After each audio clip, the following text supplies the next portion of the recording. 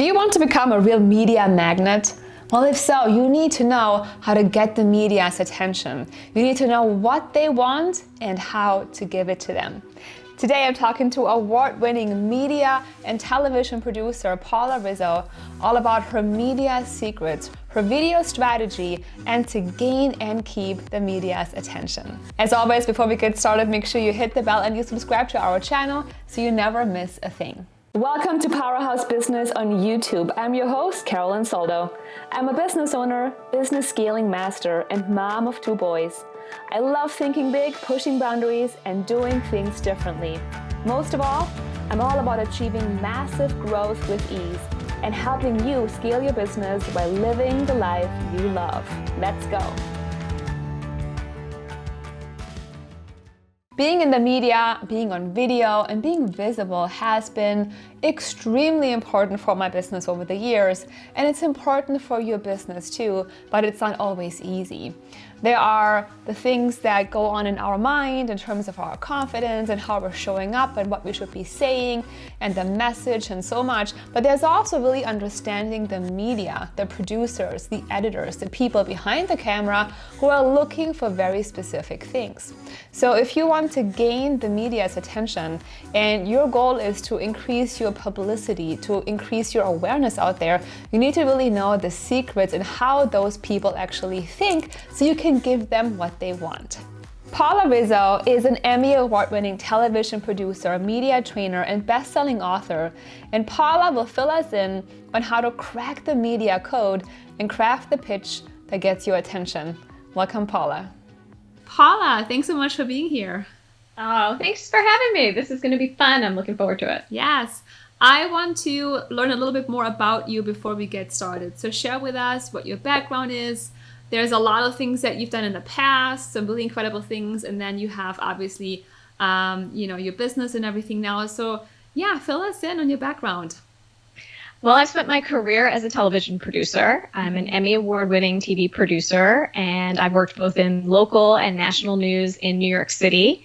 And I've been able to, interview people who are super famous, like Deepak Chopra and, Jillian Michaels, and do a lot of health and wellness content throughout my career. And now I work for myself. Now I'm an entrepreneur. And I do media training, media coaching, help people to feel more comfortable on video. Mm-hmm. Nowadays, everybody's on video. Yes. So it's not just if you're going to be in the media. And, that's been very, very clear. So I work with people to help them produce their own videos or, be able to talk to the media in a way that really is purposeful and, gets your message across in a good way. And I'm also an author. I have 2 books about productivity, listful thinking and listful living. So I practice what I preach with the media. I'm out there a lot, doing a lot of media interviews and producing my own videos and things like that. And that's the story. Yeah, you bring so much expertise.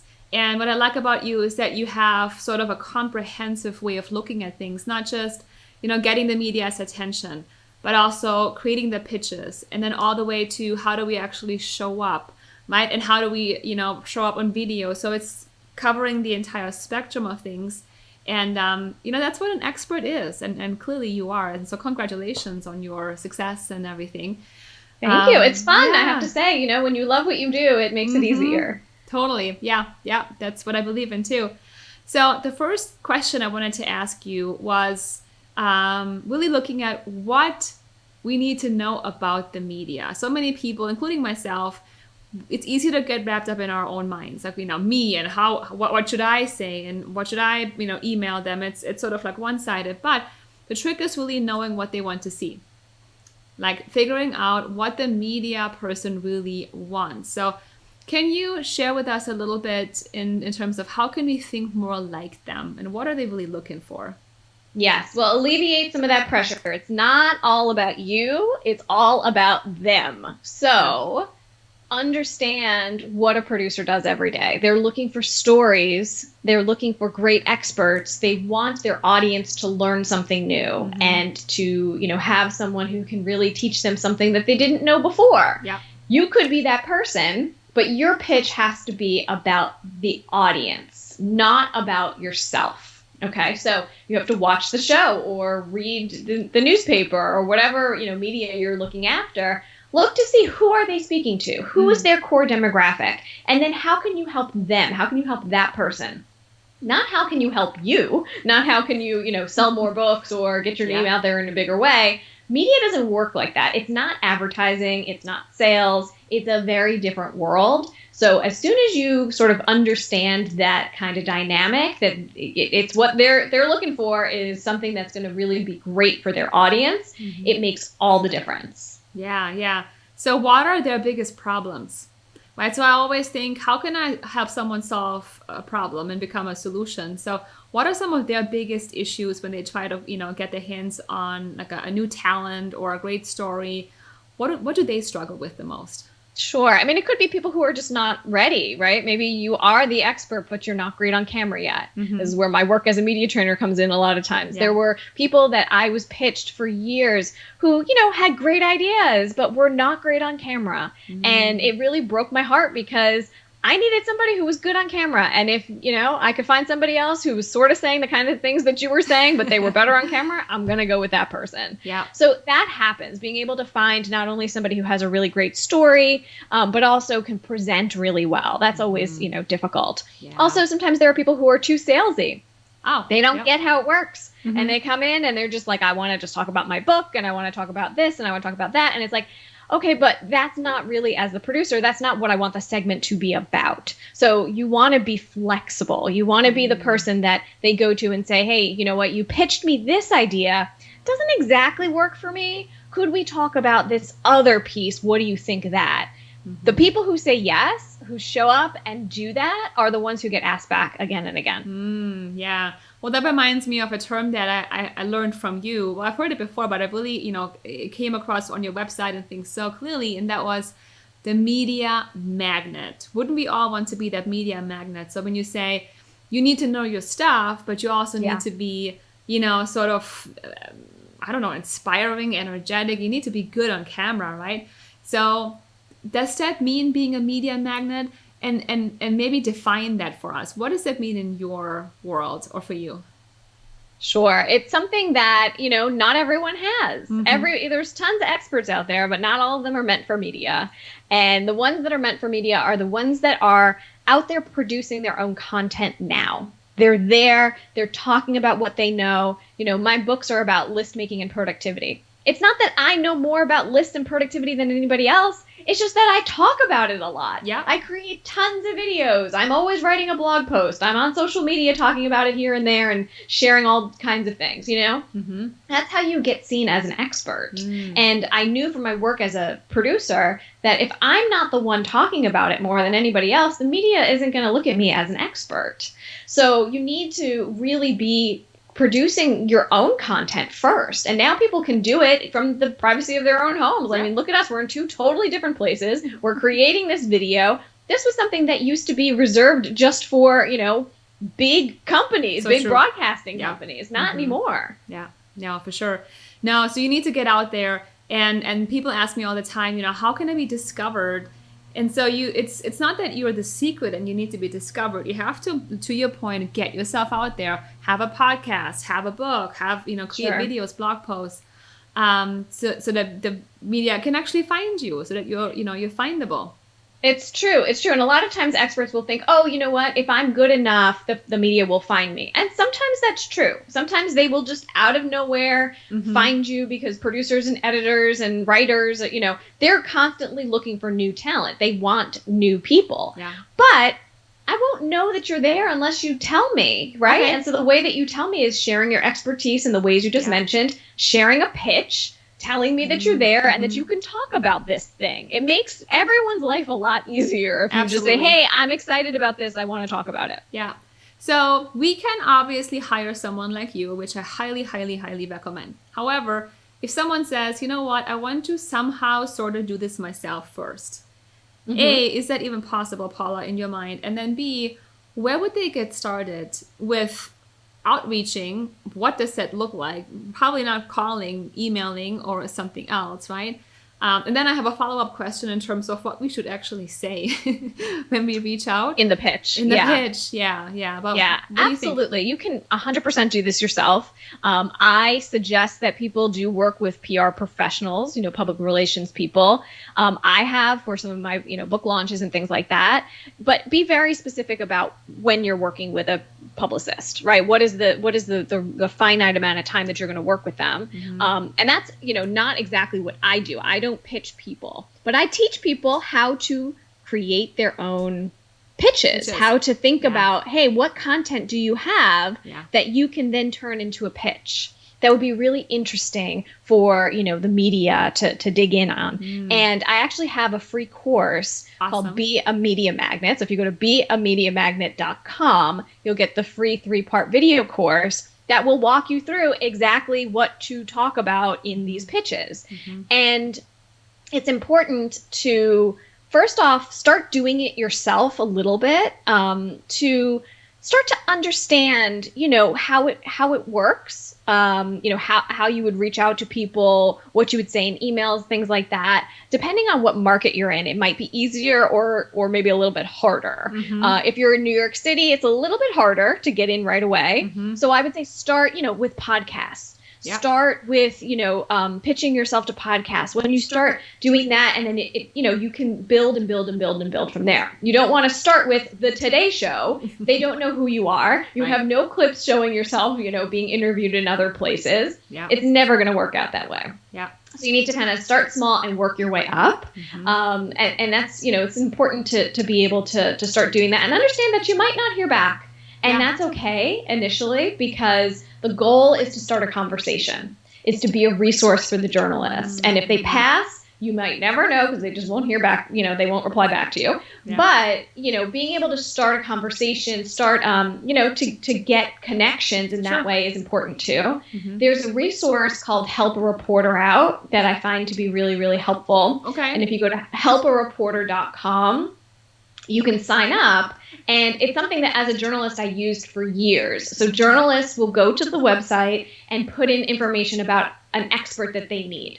So for instance, I used this probably, now like 15 years ago to find an expert on natural medicine. I needed a natural medicine expert. The person who replied is a wonderful expert named Chris Killam. Chris and I ended up working together for a decade. We produced hundreds of hours of television together, because he was fantastic. But that's how I found him, by putting out this query and by, experts seeing it and saying, hey, I can do that. And then contacting the journalist. It's a good way to start because you already know what the journalist wants. It's not like you're pitching them cold and saying, hey, I really want you to get excited about this topic that you didn't even know existed. They already know what they need. They've asked for it. No, that's awesome. So helpareporter.com, right? And then, yes, I love free tools, courses, and highly recommend your course. I just want to repeat that once more time. What is the URL again, Paula? It's beamediamagnet.com. Beamediamagnet.com. Awesome. Yeah. So there is a free tool for you. We will list that URL down below in the description, so you can find it there as well.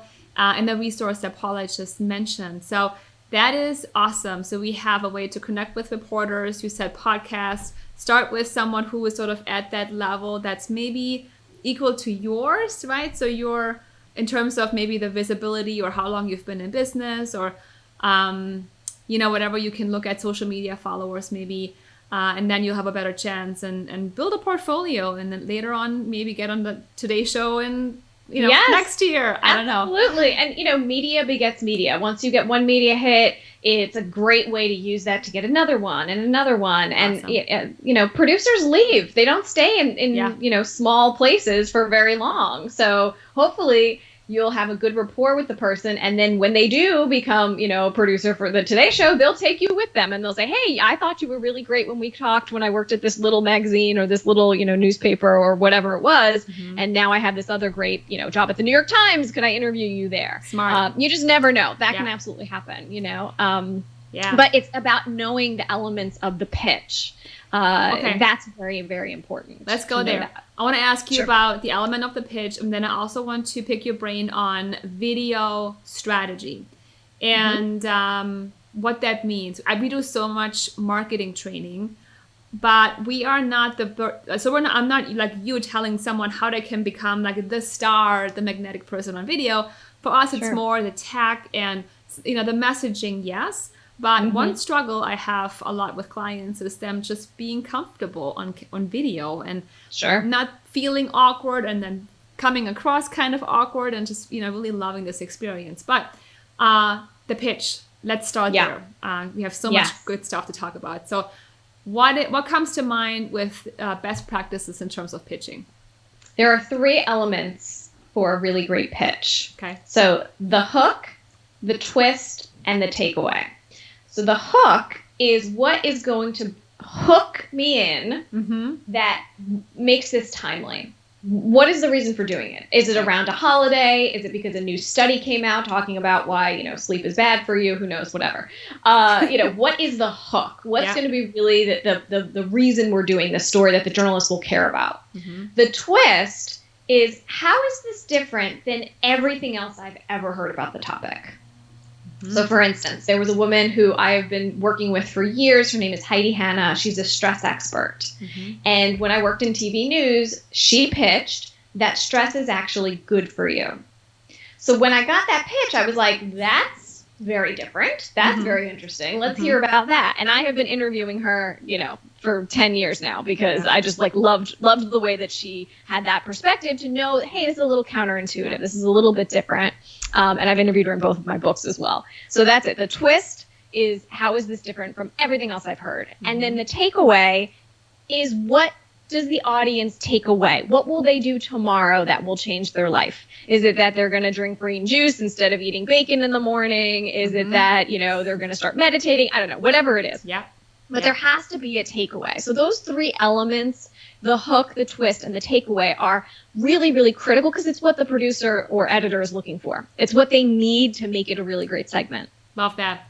So I bet people can come up with a hook. I bet they have the takeaway because they're the expert.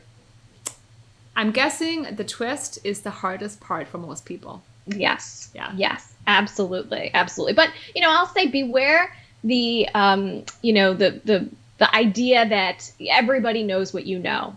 And that you think like, oh, you know what, that's so easy. Other people will already know that. They won't, you know. It's, you know, things that other people do not. You have an expertise in a way that, you know, cannot be, most of the time can't be duplicated. So really, you take that part out of it and think about, okay, well, what are the questions that I'm getting most often from clients? Or what are the things that I'm constantly talking about again and again that people seem to struggle with? You know, when COVID-19 hit, everybody was working from home. And I've been working from home, you know, for the past 4 years. So people were having productivity struggles. And I thought, you know what, I could help them. This is something that I write about. This is something that I do. So I started pitching, you know, the biggest mistakes that people are making when they're working at home. And that started to get some media attention. And then I started talking about it more and talking about it more. So, you know, just also being timely to know, hey, this is something that people are thinking about right now. It's a good hook. So you either have to be really timely, where it's like, wow, this story needs to happen right now, or you have to be a little twisty, like you said, you know, get this angle going, and you don't have to be completely out of the box. What you're telling us is that, hey, don't overthink it. You already know your stuff. You know, be smart about it, but also don't overcomplicate things. Exactly. I mean, when you look at a magazine, look at the cover of a magazine, every story is exactly the same as the one from the month before, right? It's basically the same. They just need new ways of telling those stories. So it's important to look at the medium that you're looking to pitch and say, okay, what are the stories they've done in the last 3 issues? Or what are the things that's always on their homepage? And say, okay, let me do something similar but a little bit different, because you already know they like that kind of thing. Cool. Love that. So, Paula, let's talk about video strategy. We'll imagine that we either have someone who is doing a video series or actually recording a webinar, and they don't have much experience doing it. They're a little awkward, maybe they're afraid. What can we do quickly to help them feel better, come across in a much better way? What would you advise them to do? I do this with all my media training clients. It's something I call the accordion method. And it's a way of thinking in headlines. So when you're interviewed, in a conversation and with media and things like that, you should have a short, medium, and long way that you answer any question. So that if you have just a short amount of time, you have a quick headline that you can give that's impactful. If you have more time, you can open the accordion and you give more and more and more, right? So the same thing if you're giving a presentation or if you're going to be doing a webinar or whatever it is, think about what the headline is. What's the most impactful thing that you can say in the very beginning of that you can pull people in and hook them and make them excited to stay? And also, it's something that you should be practicing. That introduction is the most important part of the entire webinar, and also the ending too, right? Because those are the two things really that people remember the most. So if you can sort of think about, okay, let me think about what the headline is here so that I can give people this really impactful idea right up front so that they know, hey, this is something that's really exciting and I want to hear more about it. And then you practice it, and you practice in front of the camera. You practice using, there's an app called Marco Polo, which I really love because it's a way to talk to your friends or your colleagues with video messaging. And it gets you really comfortable talking on camera because you're talking to your friend and you're in a conversation with somebody. And the clients that I have who started, using that because they were sort of terrified of video have found that it really is helpful. It's really impactful for you to be able to have that new sort of, way of communicating with the machine, with the, the camera, with whatever, that you think, oh, there's a person behind there. There's somebody who needs this message. So that's what I would say for someone who's new. And also to think about it in a way that you're there to be of service. You're there to be of service to your audience. So you want to make sure that they're getting information that they can use. If you're distracting because you're stumbling and you haven't prepared and it's difficult to watch for the audience, they're not going to get the impact that you meant for them to have. So you're doing a service to them by practicing, by getting coaching, by getting help, whatever it is that you need to do. But to really be able to bring your full best self to it, it takes work. Not everybody is good at the beginning, and so be easy on yourself and knowing that. And even, professionals that I've worked with for years, anchors, reporters, people who live their life in front of the camera, they don't always get it right the first time. That's, you see a wonderfully polished, beautiful piece. Do you know how many times we did it? How many times we had to have them do it over and over again? Okay, you do it one more time, your eyes were closed. Could you do it one more time? You said this instead of that. Okay, one more time. So be understanding of yourself too, that it doesn't have to be perfect the first time. So great. So there's so much goodness in what you share. So the hook, right? And notice when I actually try to do that, and I hope I get it right, but so in the beginning of our episodes, I will always say, in this video, you will learn X. Or in this video, I'm going to show you how to get rid of this big problem you have. Something that hooks them in. So that's what you mentioned. And then the accordion is a really great visual to, think of how we can expand that. And Marco Polo, practicing, right, with real people. Oh my God, when I look back to my first videos in 2012, 2013, Paula, oh my God, I'm like, can I just hide this forever and never look at it? Off the internet, It's horrible, but there's no way around it. You just got to get into it, practice it, do it again and again. And it's not about being perfect. And you're so right with letting go of, making it about yourself. It's so true. Someone once said that to me, because I think it was a speaking trainer. I forgot his name, but I was doing some public speaking coaching, and he said, Carolin, don't be so selfish. And I said, I'm not selfish. I'm trying to sort of save the world and speak, and but he's like, no, you're all about yourself. Me, my anxiety, my, the way I look, my speech, my accent, my this, my that. He's like, you're so self-centered right now. Stop it. It's about the people. How can you help just one person in that audience? How can you, forget that and make it about them and not about you? I'm like, oh yeah, you're so right. I am really selfish with all that stuff. Isn't it interesting to see that perspective, right? I mean, we don't think of it that way, but it's like, oh yeah, wait a minute. Nobody cares if my hair isn't perfect, or, they just want the information. That's it. Totally. Yeah. This is so good. let us know what we can do to connect with you. Are you writing new books? You already have books, courses. We already talked about a course, but give us some of your goodness, your things that are out there, and how we can connect with you more. Sure. Yeah. Well, if you go to paularizzo.com/checklist, I have a checklist to become a go-to media expert, of course. And, my 2 books, Listful Thinking and Listful Living, are out there in the world, wherever you can get books. I'm working on a novel right now, but it won't be ready for some time. But I'm really excited about that. And I'm actually doing a masterclass on how to create your own live stream show. Because I started my own a few months ago. It's called Inside Scoop, and I do it every week. And I love it. It's so fun to be able to connect with people and do live video, which, my background as a TV producer is something that I absolutely love to do. But I know that a lot of people are intimidated by live streams and going live and creating things and what will I talk about and who will I interview and all of that. It's a little different than podcasts because you're seen, you're on camera, you have to perform the entire time. So I put together this masterclass. If you go to paularizzo.com/go live, you'll be able to check out some information about that. Because I'm just excited for more people to go live and for more people to be out there spreading their expertise. I mean, people need to know what you know. Don't hide it from the world. No. It's one of those things where it's like, how dare you keep it to yourself? You could change someone's life. Yeah, it's your obligation. I say that a lot also in sales, like closing on a sales call. It's your obligation to close because if you don't do it, you can't help anyone. You can't help anyone. So amazing. So your website /checklist and then paularizzo.com/go live, right? We'll put those links below in the description. Amazing resources. Paula, you're full of value. That's awesome. So with that, I want to be respectful of your time. Thank you guys for watching us. Check out all the resources below. Go connect with Paula. Buy her books. Highly recommend her. As you can tell, she is awesome. And Paula, thank you so much for being here. And now I would love to hear from you.